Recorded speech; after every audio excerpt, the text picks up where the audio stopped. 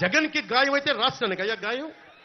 మీ Z category security ఏం చేస్తుందా? మీ Z category security చూసుకోరా మీరు? మరి చంద్రబాబు గారి మీద రాళ్ళు కొట్టించినప్పుడు రాళ్ల వర్షమే కురిపించారా మీరు? అప్పుడు ఏమైపోయినాయి? అప్పుడు రాష్ట్రానికి గాయం జరగలేదా? అంటే మీ మీద ఇంత గులకరాయి పడితేనే గాయం అయిపోయినట్టు. ఏమో ఎవడు చేశాడో నా సంతాపం, నా సంతాపం కదా, నాకు బాధ కలుగుతుంది. నన్ను అడిగారు ఈ రోజున స్టేట్మెంట్ ఇవ్వమని చెప్పారు మా పార్టీ వక్తలందరూ. సార్ జగన్ గారికి ఇలా దెబ్బ తగిలింది అంటే నన్ను ఏం చేయమంటారన్న? ఆయనకి కొంచెం మీరు త్వరగా కోలుకోవాలని ఇవ్వంటే ఏమది నిజమో అబద్ధమో నాకేం తెలుసు? తెలియదు కదా. ఎందుకంటే కరెంటు పోయింది, దండలు ఉన్నాయంట, ఆ దండల్లో వాళ్ళే రాయిపెట్టి కొట్టుకున్నాడేమో, లేదు నిజంగా పోని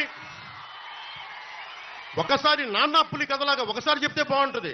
ప్రతిసారి ఎలక్షన్ రాగానే జరిగితే నిజంగా పులి వచ్చిన నాన్న పులి కథలాగా అది అబద్ధం అనుకుంటాం. సరే నిజంగా మీ మీద రాయిసినోడిని మీరు పట్టుకోండి. ఎదురుగా పొడిచిన వ్యక్తినే ఈ రోజు వరకు మీరు పట్టుకోలేదు. జైలు నుంచి అతను బెయిల్ ఇప్పించారు 5 సంవత్సరాల తర్వాత. కోడికత్తి వ్యక్తినే. ఈ సెంటిమెంట్ డ్రామాలు దయచేసి ఆపండి. ఈ నాటకాలు భరించలేకపోతున్నాను.